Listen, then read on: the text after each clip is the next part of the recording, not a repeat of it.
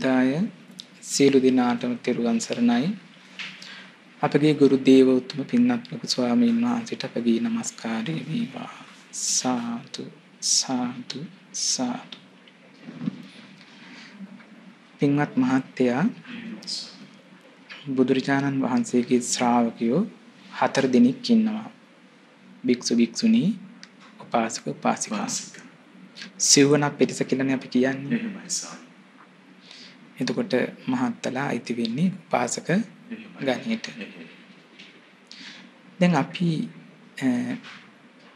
පුංචි දරුවෙක්ගෙන් ඇහුවොත්, අධ්‍යාපනයේ නියැලෙන දරුවෙක්ගෙන් ඇහුවොත්, ඔබ කවුරු වෙන්නද කැමති කියලා ඇහුවොත්, ඒගොල්ලෝ කියනවා අපි හොඳට ඉගෙනගෙන හොඳ ගුරුවරයෙක් වෙන්න කැමතියි කියලා කියනවා. ඒ වගේම හොඳ වෛද්‍යවරයෙක් වෙන්න කැමතියි කියලා කියනවා. ඒ වගේම එහෙම නැත්නම් සමාජයේ ඉහළ පිළිගත් යම් තනතුරක් දරන කෙනෙක් වෙන්න කැමතියි කියලා කියනවා. ඒ සාමාන්‍යයෙන් සමාජයේ හුරු වෙලා ඉන්න ක්‍රමේනේ. ඕක බුදුරජාණන් වහන්සේ ඊට වඩා හාත්පසින් දෙයක් අපිට පෙන්වලා දුන්නා. එහෙමයි සාරා. දැන් බුදුරජාණන්සේ පෙන්වලා දෙනවා තුලාව මිම්ම. එහෙමයි. බුදුරජාණන් වහන්සේගේ ශ්‍රාවකයෝ කවුරු වගේ වෙන්න ඕනද කියලා. දැන් මේ කුලදරුවන් ඉන්නවනේ ගිහි ජීවිත ගත කරන. ඒ ගිහි ජීවිතේ දෙමව්පියෝ ඥාති හිත මිත්‍රාදීන් අත්හැරලා මේ බුද්ධ ශාසනයේ පැවිදි වෙනවා. භාග්‍යවතුන් වහන්සේ වදාරනවා ස්වාමීන් වහන්සේලාට, ඔබ වෙනවනම් යම් දවසක සාරිපුත්ත මහරහතන් වහන්සේ වගේ වෙන්න කියලා. මහා මොග්ගල්ලාන මහරහතන් වහන්සේ වගේ වෙන්න කියලා. ඒ නිකලස් මුනිවරු රාග දේශ මොහ දුරු කරලා උත්තම භාවයට පත් වෙලා වැඩ ඉන්නේ. ඒ වගේම මේ ශාසනයේ පැවිදිනවනේ මෙහෙණින් වහන්සේලා. එහෙමයි ස්වාමී. ඒ අයට කිව්වා ඔබ වෙනවනම් වෙන්න කේමා රහත් මෙහෙණින් වහන්සේ වගේ. උප්පලවන්නා මහරහත් තෙරණිය වගේ වෙන්න කියලා කිව්වා. එහෙමයි. ඊළඟට උපාසකයින්ට වෙන්න කියලා කිව්වා චිත්‍ර ගෘහපති වගේ. එහෙමයි ස්වාමී. ඒ වගේම හත්තාලවක උග්ගසිරිතුමා වගේ අය වෙන්න කියලා කිව්වා. ඒගොල්ලෝ අනාගාමී ශ්‍රාවකයෝ. එහෙමයි. ආයි මේ ලෝකෙට එන්නේ. සුද්ධාවාස බ්‍රහ්ම ලෝකෙ ගිහිල්ලා හෙදී පිරිනුවම් පානවා. එහෙමයි ස්වාමී. ඊළඟට උපාසිකාවන්ට වෙන්න කියලා කිව්වා වේලුකණ්ඨික ගමේ නන්ද මාතාව වගේ, කුජුත්තරා වගේ, නකුල මාතාව වගේ වෙන්න කියලා කිව්වා. ඒගොල්ලෝ මාර්ගඵලලාභී ශ්‍රාවිකාවන්. එහෙමයි ස්වාමී. වෙනවනම් ওই වගේ තමයි වෙන්න කියලා කිව්වේ.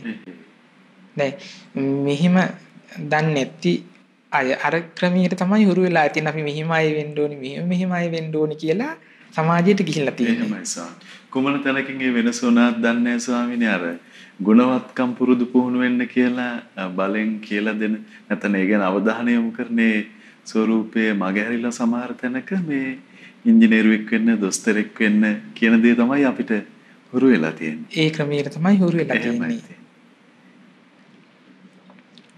බුදුරජාණන් වහන්සේගේ කාලේ හිටියා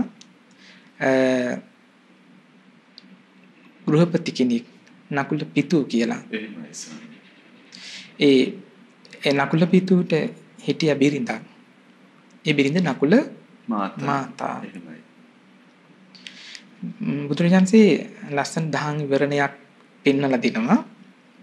ඒකෙදි මේ භාග්‍යතුන් වහන්සේ බග්ග ජනපදයේ සංසුමාලගිර බේසකලා වනී මිගදායි තමයි වැඩි හිටියේ. ඒ කාලේ මේ නකුල මාතාවගේ ස්වාමි පුරුෂයා නකුල පිතු රෝගයකට ගොදුරු වුණා. එහෙමයි ස්වාමී. දුකටපත් වෙලා දෙඩිසි ගිලන් වුණා. දැන් බලන්න මේ ලෝකේ උපන් සත්‍යයට ලෙඩවීම උරුමයි. ජරාවටපත් වීම උරුමයි. එහෙමයි. මරණයටපත් වීම උරුමයි. එහෙයි. අපිට ඒකෙන් පලා යන්න බෑ. උපන් මේ ලෝකේ මිනිස්සෙක් විතර අපි ඉපදුනා නම් මේකට අපි කැමති වුණත් අකමැති වුණත් අනිවාර්යයෙන්ම ගොදුරු වෙනවමයි. එහෙමයි. දැන් නකුල පිතු රෝගී වෙලා දුකටපත් වෙලා බොහොම අසාධ්‍යයෙන් දැන් වාසය කරනවා. දැන් ධර්මයේ පුරුදු කරපු බිරිඳක් විදිහට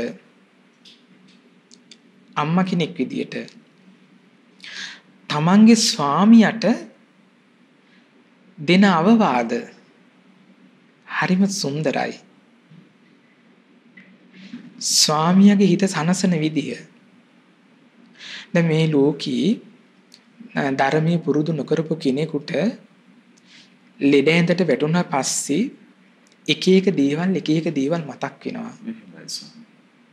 තමන්ගේ අම්මා තාත්තා මතක් වෙනවා. තමන්ගේ බිරිඳ මතක් වෙනවා. තමන්ගේ දරුවෝ මතක් වෙනවා. තමන්ගේ යම් දේපලක් තියෙනවා නම් ඒව මතක් වෙනවා. ඒ වෙලාවට ධර්මයේ සිහි කරගන්න බැරි වෙනවා. එහෙමයි ස්වාමී. ධර්මයේ බහුල වශයෙන් පුරුදු කරපු කෙනෙකුට මේව අනිත්‍ය වෙලා යන දෙයක් කියලා එයා ධර්මයට හිත යොමු කරගන්නවා. එහෙයි. ඒ නකුල මාතාව තමන්ගේ සෙනෙහබර බිරිඳ ස්වාමි දියණිය තමන්ගේ ස්වාමියාට කියනවා අප ගැන අපේක්ෂාවෙන් මෙරෙන්න එපා. එහෙමයි ස්වාමී. අන්න බලන්න. බිරිඳ ගැනවත් මේ මගේ දරුවෝ ගැනවත් අපි ගැන බලාපොරොත්තු තියාගෙන මෙරෙන්න එපා කියනවා. එහෙම මරණයටපත් වීම දුකක් කියනවා. එහෙමයි ස්වාමී. අපේක්ෂා පොදි බැඳගෙන භාග්‍යතුන් වහන්සේ ඒක ගරහලා තින්නේ කියනවා. වර්ණනා කළා නෑ. එහෙයි ස්වාමී.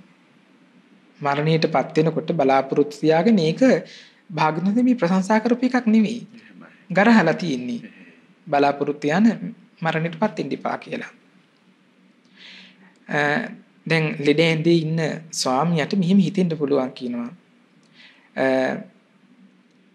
හදිස්සි මට කරදරයක් වුණ වෙලාවක හදිස්සි මෙරුණොත් මේ බිරිඳට දරුවන් පෝෂණය කරන්න, ගෙදර කටයුතු කරන්න බැරි වෙන්න පුළුවන් කියලා. ඒ වගේම මේ ඒ විදිහට ඒ කටයුතු පහසුවෙන් කරගන්න බැරි වෙයි කියලා හිතෙන්න පුළුවන්. එහෙමයි. දැන් මේ ලෙඩ ඇඳේදී මේ හිතෙන දේවල් අපේක්ෂාව නේ. අපේක්ෂාව එහෙයි. බිරිඳ අස්වස්සනවා. එහෙයි. මේ ඊට පස්සේ කියනවා මේ ගෘහපතිය මට පුළුවන් කියනවා මේ එළුළුම් කටින්න ඒ කාලේ කරපු රස්සාව මේ. ඒ කාලේ එතකොට අපිට පැහැදිලි බිරිඳත් යම් රැකියාවල නිරත වෙලා තියෙනවා. ස්වාමියා වගේම. එහෙමයි. දැන් එළුළුම් කටින්න කියන්නේ ඒ කාලෙත් පිච්ච මේ රැකියා අවස්ථාවක්. දැන් ඇඟලුම් කර්මාන්තේ කාන්තාවන් ඉඳලා ඉන්නේ. එහෙමයි ස්වාමී. ඒ වගේ. ඒ වගේම මේ ඔබකින් පස්සේ දරුවෝ පෝෂණය කරන්න මට පුළුවන්. රස්සාවක් කරනවා මිල මුදල් හම්බ කරන්න මට පුළුවන්. එහෙමයි. දැන් ස්වාමියාට හිතෙන්නේ දරුවෝ අනාථ වෙයි. එහෙයි. බිරිඳ අනාථ වෙයි. එහෙමයි ස්වාමී. ඔක්කොම කටයුතු අක්‍රිය වෙයි කියලා හිතන්න පුළුවන් කියනවා. මේ විදිහට හිතන්න එපා කියනවා. භාග්‍යතුන් වහන්සේ අපේක්ෂා තියාගෙන මේ විදිහට මරණයටපත් වෙන එක ගරහලා තියෙන්නේ කියලා දැන් මේ රෝගාතුරු වෙච්ච තමන්ගේ ස්වාමියාට නකුල පිතු ගෘහපතිතුමාට ධර්මී උගත් ධර්මී හැසිරෙන ශ්‍රාවිකාවක් විදිහට බිරිඳක් විදිහට කරුණ කියලා දෙන අවස්ථාව. කරුණ කියලා දෙන අවස්ථාව. එහෙමයි ස්වාමී. අපිට බලන්න වෙනස බලන්න මේකේ දැන් අපි දැකලා තියෙනවා සමහර අය ලෙඩ ඇඳේ ඉන්නකොට ගොඩාක් දේවල් බිරිඳ කල්පනා කරනවා. එහෙමයි. අනේ ස්වාමියාට මොන හරි වුණොත් මම මොකද කරන්නේ? එහෙයි. මේ රැකී රක්ෂාකට මං කොහොමද කරන්නේ? මං කොහොමද දරුවන් බලාගන්නේ? එහෙමයි. මෙහෙම හිතන කාන්තාව අප්‍රමාණව ඉන්නවා. ඒ ධර්මයේ ඉගෙන ගත්තේ නැති ධර්මයෙන් පිහිටක් පිළිසරණක් තියෙනවා කියලා නොදන්න අය තමයි එහෙම හිතන්නේ. එහෙමයි ස්වාමීනි. දැන් මේ ධර්මයේ අල්ලපු අම්ම හරිම කෙනෙක්. ධෛර්ය සම්පන්න භාවයක් නේද? ධෛර්ය සම්පන්න වීර්යවන්ත අම්ම කෙනෙක්. ධර්මයෙන් තමයි මේ ධෛර්යය අපිට ලැබෙන්නේ නිසා. ධර්මයෙන් තමයි මේ தත්ත්වයට පත් කරේ. එහෙමයි ස්වාමී.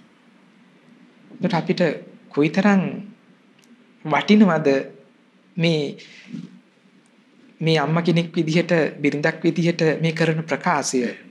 එතකොට දැන් මේ නකුල මාතාව මෙලවත් සතුටු වෙනවා. පරලොවදීත් ඔහුට සතුටු වෙන්න පුළුවන් දේවල් උපදවගෙන තියෙනවා. එහෙමයි. ඊළඟට කියනවා ගෘහපතිතුමාට කියනවා තමන්ගේ ස්වාමියාට කියනවා ඔබට මෙහෙම හිතෙන්න පුළුවන් කියනවා. මේ බිරිඳ එහෙම නැත්නම් මේ නකුල මාතාව ඔබගෙන් පස්සේ කියන්නේ ස්වාමියාගෙන් පස්සේ මේ අන්‍ය සමීකු කරා යයි කියලා හිතෙන්න පුළුවන් කියනවා. එහෙමයි. ඒ වෙලාවේදී කියනවා මේ එහෙම හිතන් දෙපා කියනවා. ඒ අදහසින්ද එපා කියනවා. ගෘහපතිය යන් දවසක අවුරුදු 16ක් පුරාවටම ගෘහස්ත බ්‍රහ්මචාර සීලය සමාදන් වෙලා හිටි කියනවා. ඒක ඔබයි මමයි කියනවා දන්නේ. එහෙමයි ස්වාමී. දැන් ස්වාමියාට හිතෙන්න පුළුවන් නේ දැන් ලෙඩ ඇඳේ ඉන්නකොට දැන් ගොඩක් අයට එහෙම හිතෙන්න පුළුවන් නේ. එහෙමයි. ධර්මයේ පුරුදු කරපු නොකරපු කෙනෙකුට මගෙන් පස්සේ ස්වාමියා වෙනසමී කරා යයි. ඒ වගේ දේවල් දැන් කල්පනා කරන්න පුළුවන්. එහෙමයි. ධර්ම මනස්කාරයක් එන්නේ ඒ වෙලාවට. හිත කැළඹිලා තියෙන අවස්ථාවනේ වේදනාවෙන් පෙළෙන අවස්ථාවක් එන්න පුළුවන්. එහෙමයි. ඒ විදිහට කියනවා ගෘහපතිය ඒ විදිහට අපේක්ෂාවෙන් මරණයටපත් වෙන්න එපා. මම එහෙම වෙනසමී කරා යන්නේ නෑ. එහෙමයි. එතකොට මේ බිරිඳ අවුරුදු 16ක් පුරාවටම බ්‍රහ්මචාරී සීලයේ සමාදන් වෙලා ඉන්නේ. එහෙමයි ස්වාමීනි. බලන්න මේ බුදුරජාණන් වහන්සේගේ ශ්‍රාවිකාව. එහෙමයි. ස්වාමීනි ඒ ස්වාමියා කෙරෙහි ආදර ගෞරවයෙන් මරණ ඊටාම දුෂ්කර අවස්ථාවක හිත සංසිඳවන ආකාරය නේ ස්වාමීනි මේ. හිත සංසිඳන විදිය. එහෙමයි. අද වර්තමානී බිරින්දවරුන්ට ස්වාමි දියණියවරුන්ට හොඳ අවස්ථාවක් මේක. එහෙමයි. ස්වාමීනි එතකොට අපිට පින්වත් උපාසිකාවගේ චරිතාවධානය ගැන හිතද්දී එයා යම් මේ කවර නිෂ්ඨාවන්ට පැමිණලා ඉන්නවද කියලා හිතෙනවා. දැන් උදාහරණයක් විදියට මේ ස්වාමියා ජීවිතක්ෂයටපත් වුණොත් මං වෙන ස්වාමියෙක් කරා යන්නේ නැහැ කියන මේ ස්ථිර එළඹුමට පැමිණිලා ස්වාමී. ස්ථිර අදහස තුල ඉන්නවා. එහෙමයි. ඒක අභිමානී ඉන්නේ කියන්නේ. එහෙයි ස්වාමී. ඒක ඒ විදිහටම ස්ථිරව පිහිටලා ඉන්නේ අය. එහෙමයි ස්වාමී. සීලයක පිහිටලා ඉන්නේ. එහෙමයි. ඊළඟට කියනවා ගෘහපතිය මේ ඔබට මෙහෙම හිතෙන්න පුළුවන් ලෙඩ ඇඳේ ඉන්නකොට මගෙන් පස්සේ ස්වාමී යන් දවසක හදිසියෙ මට කරදරයක් වෙලා හදිසි මරණයටපත් වුණොත් මේ මෙහෙම හිතෙන්න පුළුවන් මේ භාග්‍යතුන් වහන්සේ දකින්න එකක් නෑ. එහෙමයි ස්වාමී. බුදුරජාණන් වහන්සේ දකින්න යන්නේ එකක් නෑ. එහෙයි. ඒ වගේම බික්කු සංඝයා දකින්න යන්නේ එකක් නෑ. එහෙම හිතෙන්න පුළුවන් කියනවා. දැන් සමහර අය හිතනවානේ දැන් මේ බිරිඳ ස්වාමියා ඉන්න කාලේ භාග්‍යතුන් වහන්සේ බෙහෙ දකින්න යනවා. මේ භාග්‍යතුන් ජීවමාන වැඩි ඉන්න කාලේනේ භාග්‍යතුන් වහන්සේ බෙහෙ දකින්න යනවා. ස්වාමීන් වහන්සේලා බෙහෙ දකින්න යනවා. හැබැයි මම නැති කාලික මෙතුමිය බිරිඳ එහෙම කරන එක නෑ කියලා හිතෙන්න පුළුවන් කියනවා. හිතෙනවා. දැන් බිරිඳ හිතනවා මෙයා මෙහෙම හිතනවා කියලා. හිතයි කියලා. එහෙම හිතන්න එපා කියන. එහෙම බලාපොරොත්තු තියාගන්න එපා කියනවා. එතකොට බලන්න මේ බිරිඳ බුදුරජාණන් වහන්සේ යන් ස්වාමියා ජීවත් වෙලා ඉන්න කාලේ යම් අවස්ථාවකද බුදුරජාණන් බෙහෙ දකින්න ගියේ. නමුත් නැති කාණ එකත් ඇය යනවා කියන බුදුරජාණන්සේ බෙහෙ දකින්න. ඒ ධර්මය අහන එක කරනවා. ඒ වගේම ස්වාමීන් වහන්සේලා බෙහෙ දැකලා දන් පැන් පූජා කළා. ඒ ස්වාමීන් වහන්සේලා ඇසුරු කරන එක ඒක ඒ විදිහටම කරනවා. මේ විදිහට අපේක්ෂා තියාගෙන මගෙන් පස්සේ මෙහෙම භාග්‍යතුන් වහන්සේ දකින්න යන එකක් නේ, ස්වාමීන් වහන්සේලා බැහැ දකින්න යන එකක් නේ. මෙහෙම අපේක්ෂා තියාගෙන මරණයටපත් වෙන්න එපා. ඒක දුකක්. එහෙමයි. ඒක භාග්‍යතුන් වහන්සේ ප්‍රශංසා කරලා නේ කියලා කිව්වා. ස්වාමීන් ධර්මයේ නේද මේ මතක් කරලා දෙන්නේ භාග්‍යවතුන් වහන්සේ වදාළේ. ධර්මයේ මතක් කරලා දෙන්නේ. එහෙමයි ස්වාමීන්. මොකද දැන් මේ ධර්මයේ බලාපොරොත්තු දැන් බලන්න දැන් බුදුරජාණන් දේශනා කළා සීල ප්‍රියමනාප සිළු දෙන් අපි වෙන් වෙනවනේ. එහෙමයි ස්වාමී. නිතර නිතර සිහි කරන්න කියනවනේ. එහෙයි. බුදුරජාණන්ගේ ශ්‍රාවකයන්ට නිතර නිතර වදාලා මං සීල ප්‍රියමනාප සිළු දෙන් වෙන් වෙනවා කියලා. එහෙමයි ස්වාමී.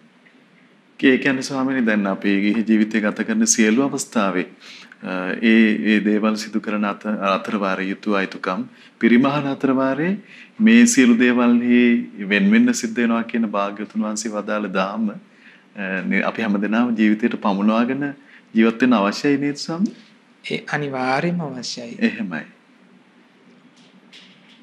ඉතින් මෙවැනි ශ්‍රාවිකාවන්නේ මේ බුද්ධ ශාසනයෙන් බිහි වෙන්නේ. එහෙමයි. ස්වාමීන් වහන්සේ පින්වත් ස්වාමීන් වහන්සේගේ අවධානය යොමු කරගන්න තවත් කරුණක් හිතෙනවා. දැන් අර අපේක්ෂාවයි තරම ස්වාමීනි දැන් පළවෙනි අවස්ථාවේ කියන්නේ මං වෙන ස්වාමියෙක් කෙරෙහි යොමු වෙයි කියලා ඔබ අපේක්ෂා තියාගන්න එපා කියලා මතක් කරනවා. එහෙමම කියාගෙන ගිහිල්ලා අවසානයේ කියනවා මේ ඔබට හිතේ මං ධර්මයේ හැසිරෙන්නේ නැහැ කියලා. ඒක පවා අපේක්ෂාව තියාගන්න එපා කියන කරුණ ස්වාමීනි අවසරයි. ඒ කරුණ තමයි පුන පුනා කියන්නේ. හිත සනසවනවනේ ධර්මයෙන්. හිත නොමකට යන්න දෙන්නේ. කුඩාවක් මේ කුඩා හෝ අපේක්ෂාවට එන්න තියෙන ඉඩ නැති ඉඩකට නැති කරලා දෙනවා. ඒ විනාවේදී. ඊළඟට කියනවා මේ ගෘහපති ඔබට මෙහෙමත් හිතෙන්න පුළුවන් කියනවා. එහෙමයි ස්වාමී. නකුල මාතාව මේ ස්වාමියගෙන් පස්සේ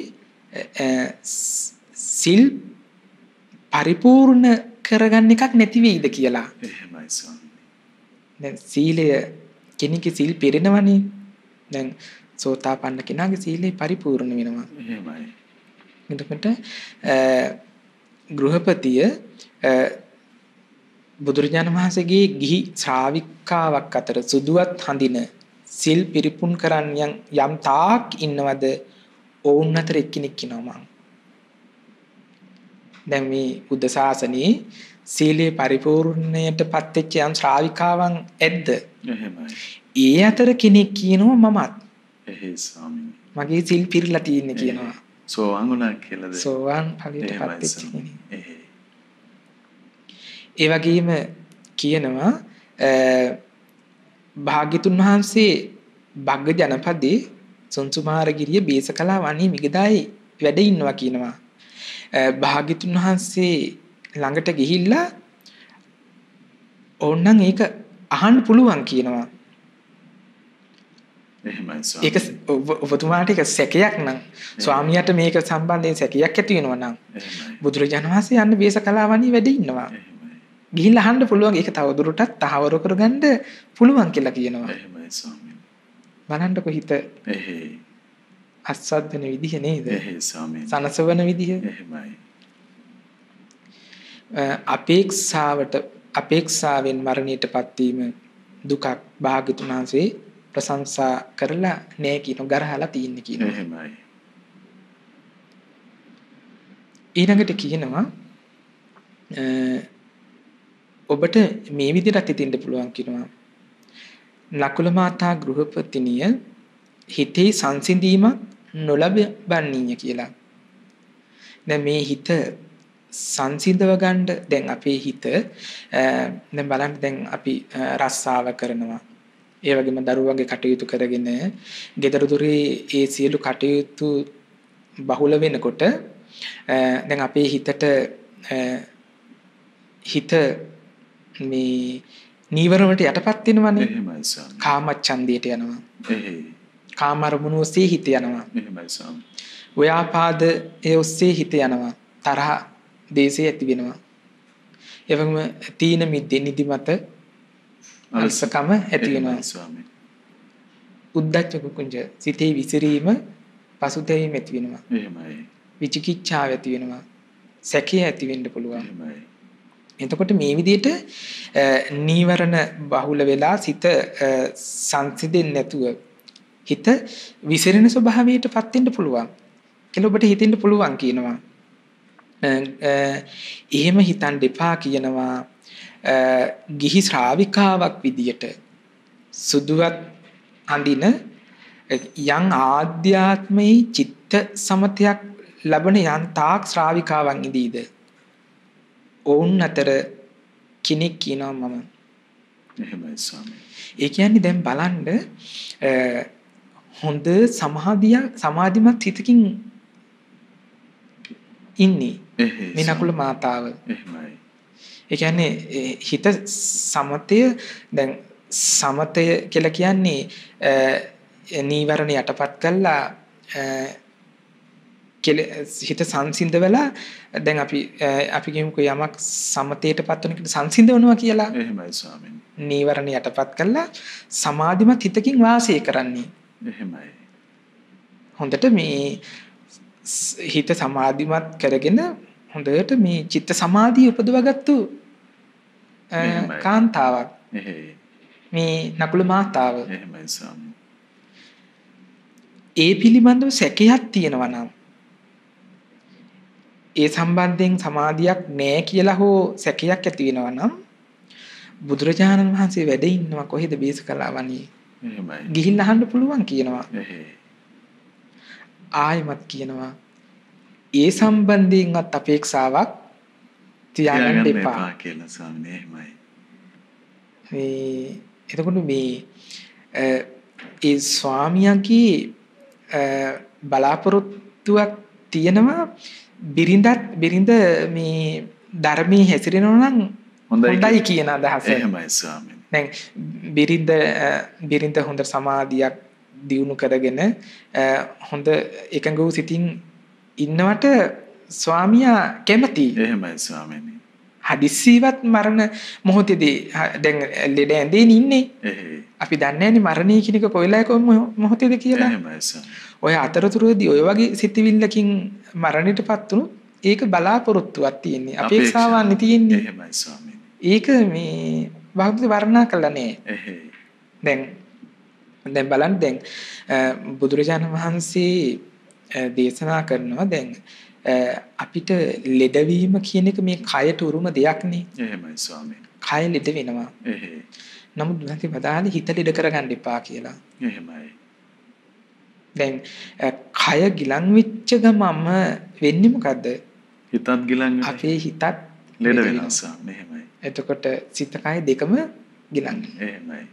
දැන් බලන්න දැන් ගොඩාක් රෝහල් වලට ගියාට පස්සේ සමහර දැන් වෛද්‍යවරු කරන්නේ රෝගියාත් එක්ක කතා කරලා ඔහුගේ මනස සංසුන් කරන එකනේ. එහෙමයි. ගොඩක් තියෙන ප්‍රතිකාර කරනකොට සමහරට කතා බහ කරලා ඒ විස්තර අහලා ඔහුත් එක්ක කතා කරනකොට සමහරට ඒ රෝග සනීප වෙන අවස්ථා තියෙනවා. කයටත් බෙහෙත් දෙනවා. ඒ වගේ දැන් නමුත් මේ ධර්මයෙන් ඊට වඩා විශාල දෙයක් කරන්න පුළුවන්. එහෙමයි. දැන් ලෙඩ වෙච්ච කෙනෙකුට දහම් කරුණු සිහිපත් කරනකොට මේ කයේ ස්වභාවය මේක තමයි ලෙඩ වෙන දෙයක්. අපි ජරාවටපත් වෙනවා මරණයටපත් වෙනවා. මේ ජරා මරණ දුකින් නිදහසෙන් තමයි බුදුන්සේ ධර්මයේ දේශනා කරේ. එතකොට ඔහු කයට ප්‍රතිකාර කරනවා. කයට බෙහෙත් ගන්නවා. නමුත් හිත ශක්තිමත් කරගන්නවා. එහෙමයි. ධර්මයේ තුලින් හිත දියුණු කරගන්න මහන්සි ගන්නවා. එහෙමයි. බලන්න මේ ධර්මයෙන් ඇති කරන දිනදී රෝගියෙකුට. එහෙමයි. ස්වාමීනි දැන් ඇත්තටම හරියම අවාසනාවන්ත කාරණාවක් බරපතල රෝගයක් ඇති වුණු සැනින් අපේ හදවතත් ගිලන් වෙලා අපි බොහෝම දරුණු අඩියකට වැටෙනවානේ. ඒ නමුත් ස්වාමීනි ශරීරය මේ කොහොම අබල දුබල වුණත් ඒ භාග්‍යවතුන් වහන්සේ වදාළ ධර්මයේ පිහිටලා හිත අබල දුබල කරගන්න නැතුව ඒ ධෛර්යය අපිට පිහිටන්න දෙනවනේ මොනතරම් මේ ස්වාමීනි අපි ඒකට කොහොම උත්සාහ ගන්න ඕනේද? අපි ඒකට මේ ටික මේ ධර්ම ඉගෙනගෙන සීලවන්ත ජීවිතයක් ගත කරගෙන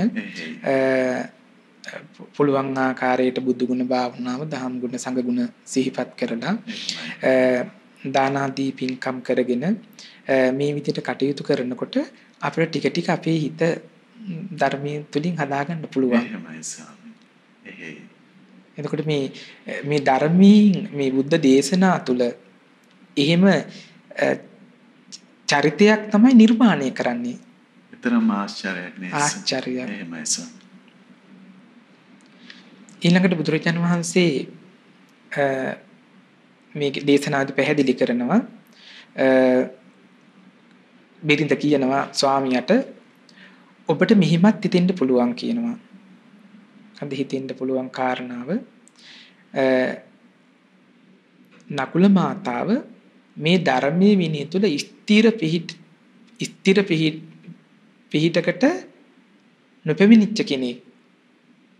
ගැඹුරු අවබෝධයක් කරා නොගිය කෙනෙක්. සැනසුමකටපත් නොවිච්ච කෙනෙක්. විචිකිච්ඡාවෙන් ඈතර නොවුන කෙනෙක් කියලා හිතෙන්න පුළුවන් කියනවා. අන්න බලන්න මෙතන හොඳ කරුණක් ඉස්මතු කරනවා. එහෙමයි ස්වාමී. දැන් මේ නකුල මාතාව ඉන්න තත්ත්වේ එහෙයි ස්වාමී. එහෙමයි. දැන් බලන්න දැන් බිරිඳක් විදිහට මේ තමන් මේ ධර්මයේ තුල කොතනද ඉන්නේ? එහෙමයි ස්වාමීනි. දැන් ශ්‍රාවිකාවන්ට වෙනවනම් වෙන්න කිව්වේ මේ නකුල මාතාවගේ වෙන්න කියලානේ. එහෙමයි.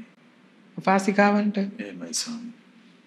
එතකොට මේ නකුල මාතාව කියනවා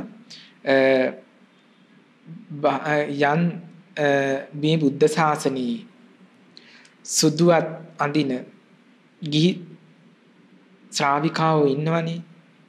ඒ ශ්‍රාවකින් අතර ධර්ම විනයෙහි තුල ස්ථිර තත්ත්වයට මමපත් වෙලා ඉන්නේ.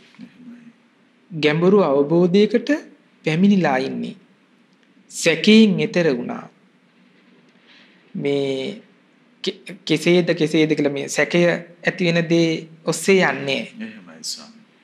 විසරද බවට පත් වෙලා ඉන්නේ. මේ පිළිබඳ සැකයක් විමතියක් තියෙනවා නම් බුදුරජාණන් වහන්සේගෙන් අහන්න පුළුවන් ගිහිල්ලා. එහෙමයි ස්වාමී.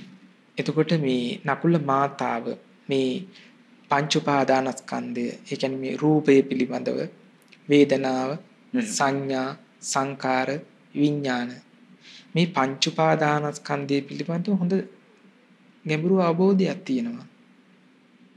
පටිච්ච සමුප්පාදේ මේ විදිහට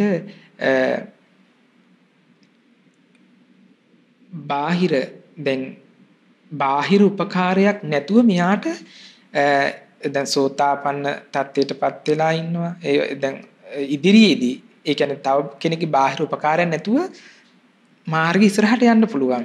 සකදාගාමි අනාගාමි ඒ මාර්ගඵල සාක්ෂාත් කරගන්න අවස්ථාව තියෙනවා. සෝතාපන්න කෙනාට තව කෙනෙක්ගේ උපකාරකින් තොරව එයාට ඉස්සරහට යන්න පුළුවන්. මාර්ගඵල දිනු කරගන්න පුළුවන්. එතකොට විසරද බවට පත් වෙලා ඉන්නවා. ඒ සම්බන්ධයෙන් බලාපොරොත්තුවක් තියාගන්න එපා, අපේක්ෂාවක් තියාගන්න එපා. මේ විදිහට අපේක්ෂා තියාගත්තොත් භාග්‍යතුන් හසේ ගරහලා තියෙන්නේ. නම් එහෙම බලාපොරොත්තු තියාගෙන දුකක් ඒ භාග්‍යතුන් වහන්සේක ගරහලා තින්නේ කියලා කියනවා. දැන් බලන්න රෝගී වෙච්ච අයට අවසාන මොහොතේදී දැන් රෝහල් වල ඉන්නවනේ. දැන් අපි දැකලා තියෙනවනේ රෝගාතුරු වෙච්ච අය රෝහල් වල ඇඳේ ඉන්නවනේ. දැන් සමහර අයට ලෙඩ ඇඳේ ඉන්නකොට සමහර අයට ටීවී එක දාලා තියෙනවා. ඒක බල බලා ඉන්නවා. එහෙමයි ස්වාමීනි. සමහර අය දැකලා තියෙනවා වේදනාවෙන් කෑ ගහනවා. සමහර අය ඉන්නවා කල්පනා කර කර ඉන්නවා. එහෙමයි. දැන් බලන්න දැන් හදිස්සියවත් දැන් ඔය අතර කෙනෙකුට පිරිත් ටිකක් කියලා තුනුරන්ගේ ආශිර්වාද ලබා දෙන්න. දැන් ධර්මයේ තුල හිටපු කෙනෙකුට භාග්‍යතුන් වහන්සේගේ පිරිත් ධර්මයන් ඇහෙනකොට දැන් බලන්න දැන් සෙත් පිරිත් විදියට රෝගීන්ට දේශනා කරනවනේ. ආනුභාව සම්පන්න රතන සූත්‍රය, කරණීය මෙත්ත සූත්‍රය, ඒ වගේම මහා මංගල සූත්‍රය, ඒ වගේම අඟුලිමාල පිරිත, ගිරිමානන්ද සූත්‍රය, ඒ වගේම බොජ්ජංග පිරිත, දජග්ග පිරිත. එතකොට ඒ පිරිත තියෙන්නේ බුදුරජාණන් වහන්සේ ගැනනේ, ධර්මයේ ගැනනේ තියෙන්නේ. ඒ මහරහතන් වහන්සේලා ශ්‍රාවක සංඝරත්නයේ ගුණනේ තියෙන්නේ. දැන් ලෙඩ හැන්දේ ඉන්නකොට ඒ බුදු ගුණ සිහි වෙනකොට ධර්මයේ පුරුදු කරා නම් බුදු ගුණ සිහි වෙනවා. දහම් ගුණ සිහි වෙනවා. සංඝ ගුණ සිහි වෙනවා. සිහි කරන්න සතුටු වෙනවා. බය නෑ මරණයට මුහුණ දෙන්න. එහෙම නැති අය දුකසේ මරණයටපත් වෙන්නේ. සමහර විට දැන් බලන්න දැන් සමහර අය අපිත් එක කියනවා ඇවිල්ලා කතා කරනවා ස්වාමීන් වහන්සේ මේ අපි දැන් තමන්ගේ ස්වාමියා නැති වෙලා වෙන්න පුළුවන්. එහෙම නැත්නම් බිරිඳ නැති වෙලා ඉන්න පුළුවන්. එහෙම නැත්නම් ආච්චිලා සීයලා නැතිලම. නමුත් gedara ඉන්න බෑ කියනවා. ඒ කියන්නේ ඉන්නයට කරදර කරනවා කියනවා. දැන් ඒ අය මරණයටපත් වෙලා තියෙන්නේ මේ ධර්මයේ පුරුදු කරලා නෙවෙයිනේ. ඒගොල්ලෝ දරුවෝ කෙරෙහි බලාපොරොත්තු තියාගෙන මරණයටපත් වෙන්නේ. එහෙම නැත්නම් ඒ නිවස කෙරෙහි බලාපොරොත්තු තියාගෙන, භූමිය කෙරෙහි බලාපොරොත්තු තියාගෙන මරණින් මත්තේ මොකද වෙන්නේ? ආයමත් ඒ නිවසට එනවා. බලන්න සසරේ තියෙන භයානකකම. එහෙමයි ස්වාමීනි. දැන් නකුල මාතා මේ தත්ති දන්නවා. එහෙමයි. මේ මෙහිම මරණයටපත් අපේක්ෂා තියාගෙන යම් කෙනෙක් පිළිබඳ මරණයටපත් වුනොත් එක්කෝයි බිරිඳට වැහිනවා ප්‍රේතෙක් කියලා. ස්වාමියාට ප්‍රේතියක් කියලා වැහිනවා. එහෙමයි ස්වාමී. එහෙම අනන්තවත් කොච්චර දේවල් වෙනවද? දැන් බලන්න දැන් බුද්ධ දේශන ප්‍රේතවත්ව කියලා වෙනමම තියෙනවනේ. එහෙමයි. ප්‍රේත ලෝකයේ ස්වභාවය. ඒගොල්ලෝගේ ආහාර සෙම සැරව සොටු ඊට පස්සේ දැන් අර ගෙදර ඉන්න කෙනාට වැහිලා එයාට කරදර කරනවා. එහෙම ගොඩක් මෙහෙමයි ස්වාමී. දැකලා තියෙනවා. මේ තමන් විපත්තියටපත් වෙනා නේද ස්වාමී එතකොට? විපතටපත් වෙනවා. එහෙමයි. මේ කියන ජීවත් වෙලා ඉන්න කාලේ ධර්මී පුරුදු කර නැති එකේ විපාකේ. ස්වාමීන් එතකොට අපි තේරුම් ගන්න දැන් අපි මරණයටපත් වෙන මොහොතේ අපි කොයිතරම් දුරට සිහිනුවන පවත්වා ගන්න පුළුවන් වන ආකාරයේ අපේක්ෂාවට පැමිණෙන්නේ නැතුව පුළුවන් වන ආකාරයේ චරිතය හදාගන්න අපි මේ ජීවත් වෙන අවස්ථාවෙම කවර විදිහට කටයුතු කරගන්න වෙනවද ස්වාමී? මේ ජීවත් වෙලා ඉන්න කාලෙදිමයි මේක කරගන්න ඕනේ. දැන් බලන්න දැන් අපිට මේවා අහිමි වෙන්නේ මොකද පුංචි කාලේ ඉඳලම සමහර අය මේ අධ්‍යාපන වෙනුවෙන්ම කටයුතු කරනවා. එහෙමයි. ඊට පස්සේ තරුණ කාලේදී රැකියාව වෙනුවෙන්ම කටයුතු කරනවා. එහෙමයි. ඊට පස්සේ අවාහ විවාහ කටයුතු වෙනවා. එහෙමයි. ඊට පස්සේ දරුවෝ වෙනුවෙන් කටයුතු කරනවා ආයමත්. එහෙමයි ස්වාමී. රැකියාව වෙනුවෙන් කාර්ය යොමු කරනවා. ඊට පස්සේ ටිකෙන් ටික වයසට යනවා. එහෙමයි. ඊට පස්සේ වයසට ගියාට පස්සේ ආය දරුවෝ බලාගෙන මේක තමයි චක්‍රීකරණය. එහෙමයි. නමුත් දැන් බලන්න මේ බිරිඳ නකුල මාතාව එහෙමයි ස්වාමී. රැකියාව කරනවා. මේ දරුවෝ බලා ගන්නවා. ඒ හැමදේම කරමින් මේ කටයුත්ත මේ කරන්නේ. එහෙමයි ස්වාමී. ඉතින් මේ පින්මුතුන්ට හොඳ අවස්ථාවක් හොඳ ප්‍රවේශයක් මේක. දැන් කෙනෙකුට දැන් මේ නකුල මාතා සූත්‍රය නකුලපිතු සූත්‍රය අධ්‍යයනය කරොත් කොහොමද අපි හැඩගැසෙන්න ඕනි විදිහ කියන තමන්ටම කල්පනා කරන්න පුළුවන්. එහෙමයි. ස්වාමීනි දැන් ඒ දේවල් කෙරෙහි අපේක්ෂාව අතහරිනකොට අපේ හිත පිහිටන්නත් ඕන තැනක් තියෙන්න ඕනනේ. එහෙමද ස්වාමීනි? ඔව්. ඉතින් එතකොට ස්වාමීනි අපි ගෙදර දොර කටයුතු කරන අවස්ථාවේ ඒ වගේම වගකීම් දරන අවස්ථාවේ කොහොම හරි භාග්‍යවතුන් වහන්සේගේ ගුණ සිහි කර කර ඉන්නවා. ධර්ම රත්නයේ ගුණ සිහි කරගන්න අවස්ථා හොයා ගන්නවා. සංඝ රත්නෙත් ඒ විදිහට ස්වාමීනි. ඒ විදිහට පිළිපැද්දොත් අපට වාසි වෙන්නේ කොහොමද ස්වාමීනි? අපිට ලොකු යහපතක් ඇති කරගන්න පුළුවන්. එහෙමයි. මොකද දැන් බුදුරජාණන් වහන්සේ කාලේ සවැත් නුවර කෝටි 7ක ජනගහනයක් හිටියා. ඒ කෝටි 7න් කෝටි 5ක්ම මාර්ගඵලලාභී පිරිස හිටියා. එහෙමයි ස්වාමීනි. දැන් බලන්න මේ දැන් ධර්මී පුරුදු කරපු දැන් අපි ගත්තොත් එම සෝතාපන්න ශ්‍රාවිකාවක් සෝතාපන්න ශ්‍රාවකී විවාහ වුණොත් ඒ ජීවිතය හරි සුන්දරයිනේ. එහෙමයි ස්වාමීනි. දැන් සෝතාපන්න කෙනෙක්ගේ ජීවිතය තුළ සක්කාය දිට්ඨි, විචිකිච්ඡා, සීලබ්බත පරාමාස ඒ තුන දුර වෙලානේ තියෙන්නේ. එහෙමයි ස්වාමීනි. එතකොට ඒ දෙන්නගේම ජීවිතය කොයිතරම් සුන්දරද? දැන් බුදුරජාණන් දේශනා කරනවා විවාහ ජීවිතයක් ගත කරන කෙනෙකුට ඒ දෙන්න අතර සම ශ්‍රද්ධාව ඇති කරගන්න කියනවා. එහෙමයි. දෙන්න ශ්‍රද්ධාවෙන් සමාන නම් හරි පහසුයි. දෙන්නට බුදුරජාණන් වහන්සේ ගැන පැහැදීමක් තියෙනවා. දෙන්නටම ධර්මයේ ගැන පැහැදීමක් තියෙනවා. දෙන්නටම බුදුරජාණන්ගේ ශ්‍රාවක සංඝ රත්නයේ කිරි පැහැදීමක් තියෙනවා. සම ශ්‍රද්ධා, සම සීල. දෙන්නම සීලෙන් සිල් රකින්නවා නම් එහෙමයි ස්වාමී. දෙන්නම එතකොට එකිනෙකා කෙරේ සැකයක් නෑ. එහෙමයි. ස්වාමියාගේ වෙන කෙනෙක් පස්සේයි, බිරිඳ වෙන කෙනෙක් පස්සේයි. එහෙම සැකයක් ඇති වෙන්නේ නෑ. දෙන්නම සිල් රකින්නවා. එහෙමයි. ඒ වගේම ඡාගය පුරුදු කරනවා. දෙන්නම දන්පැන් පූජා කරනවා. දැන් බලන්න දැන් සමහර අය ඉන්නවා දැන් ස්වාමියා බණහඬ යනවා තෙරුවන් කෙරෙහි හිත පහදව ගන්න කටයුතු කරනවා. මේ නොයේදී ශ්‍රද්ධාව ඇති කරගන්න මහන්සි ගන්න බිරිඳ හිම නෑ. එහෙමයි ස්වාමීනි. සමහර ජීවිත තියෙනවා බිරිඳ ශ්‍රද්ධාව ඇති කරගන්න මහන්සි ගන්නවා. බුදුරජාණන් වහන්සේගේ ධර්මය ඉගෙනගෙන තෙරුවන් කෙරෙහි හිත පහදව ගන්න මහන්සි.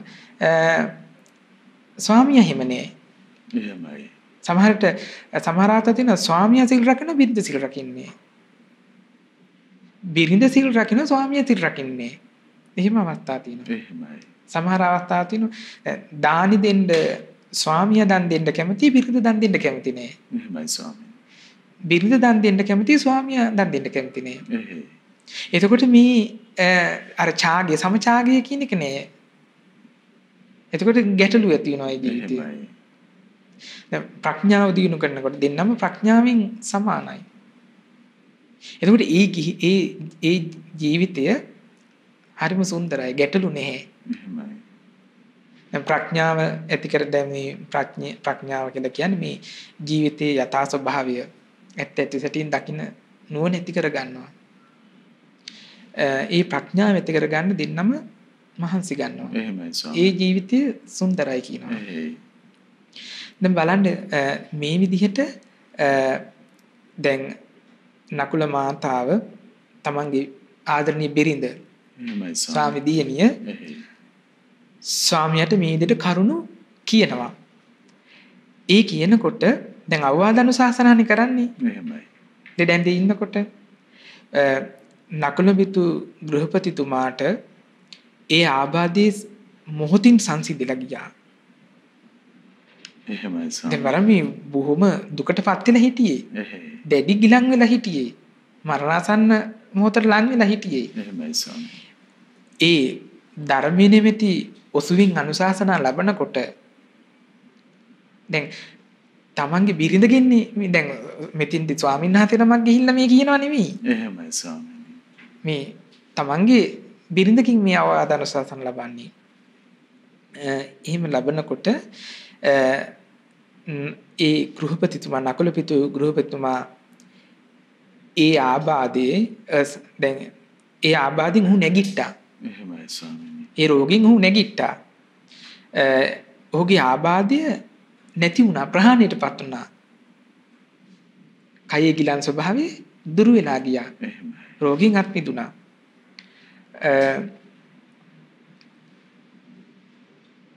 ඒ ගිලන් බවෙන් අත් මිදිලා සැරටියක ආධාරයෙන් නකුල පිතු භාග්‍යතුන් වහන්සේ යම් තැනකද හිටියේ ගියා මුණ ගැහෙන්න. එහෙමයි ස්වාමීනි. ගිහිල්ලා බුදුරජාණන් වහන්සේ වන්දනා කරගත්තා.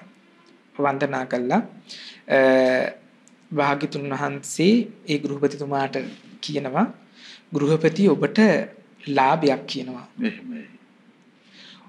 ඔබට මනාව ලැබීමක් කියනවා. නකුල මාතාව ඔබට අනුකම්පා ඇතියක් කියනවා. එහෙමයි ස්වාමීනි. ඔබ කෙරෙහි අනුකම්පාවෙන් ඔබගේ යහපත කැමති අවවාද දෙනවා කියන අනුශාසනා කරනවා කියනවා. එහෙමයි. ස්වාමියාගේ යහපත දකින්න බිරිඳ විදියට අවවාද අනුශාසනා කළා කියනවා. කියනවා ගෘහපතිය මාගේ ගිහි ශ්‍රාවිකාවන් ඇද්ද සීලේ රකින්න යන්තාක් සිල් රකින්න ශ්‍රාවිකාන් අතර නකුල මාතාවේ අතර කෙනෙක් කියනවා. එහෙමයි. දැන් ඉස්සෙල්ලා කිව්වනේ භාග්‍යතුන් වහන්සේගෙන් ගිහිල්ලා අහන්න කියලා. එහෙමයි ස්වාමීනි.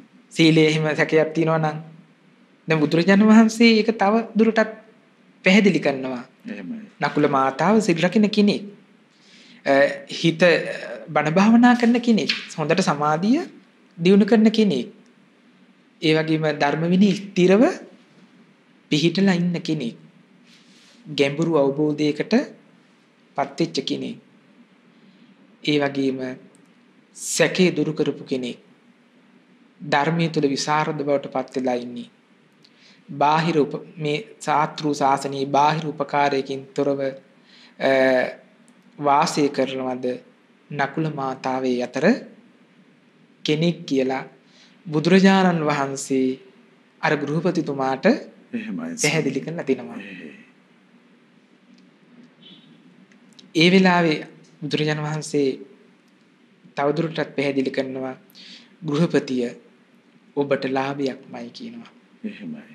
ගෘහපතිය ඔබට මනාව ලැබීමක්මයි කියනවා. නකුල මාතා ගෘහපතිනි ඔබට අනුකම්පාව ඇත්තෙක් කියනවා. යහපත කැමති ඇත්තෙක් කියනවා. අවවාද දෙන්න කියන අනුශාසනා කරන්න කියනවා. එතකොට අපිට බලන්න ධර්මී පුරුදු කරන ශ්‍රාවකයන් අතර මෙහිම අයත් මේ ශාසනයේ ඉන්නවා. එහෙමයි ස්වාමීනි. ඉතින් දැන් මේ කාලයක් තිස්සේ මේ තෙරුවන් සරණ ගිහිල්ලා සීලයක පිළිපදලා ධර්මයේ පුරුදු කරන අය විදිහට දැන් බිරිඳ ලෙඩ වුණාම ස්වාමියෙකුටත් මේ විදිහට කරුණු කියන්න පුළුවන්. එහෙමයි. දැන් බිරිඳනේ ස්වාමියාට කියන්නේ. එහෙමයි ස්වාමීනි. ස්වාමියාටත් බිරිඳට අනුශාසනා කරන්න පුළුවන්. ඒ වගේම දරුවන්ට දෙමව්පියන්ට මේ විදිහට අනුශාසනා කරන්න පුළුවන්. දෙමව්පියන්ට පුළුවන් දරුවන්ට අනුශාසනා කරන්න. එහෙමයි ස්වාමීනි. එතකොට මේ தත්ත්වය ඇති කරලා දෙන්නේ බුද්ධ ශාසනයක් තුල. එතකොට අපිට දැන් බුදුරජාණන්සේ වදාළේ බුදුරජාණන්සේගේ ශ්‍රාවක ශ්‍රාවිකාවන් අර අපි මුලින් කියපු ඒ අය වගේ වෙන්න කියලා. එහෙමයි ස්වාමීනි. ඉතින් ඒ වගේ අය වුණොත් අපේ ජීවිතය කොයිතරම් සුන්දර වෙනවද? මෙලොවත් සාර්ථක වෙනවා, පරලොවත් සාර්ථක වෙනවා. ඉතින් ඔබ සියලු දෙනාටම ඒ වගේ ගෞතම බුද්ධ ශාසනයේ තෙරුවන් සරණ ගිය සීලික පිහිටිය අභිමාන ශ්‍රාවක ශ්‍රාවිකාවන් වෙන්න අපිට මේ ධම්මංජුසාව උපකාර වේවා. සාදු සාදු සාදු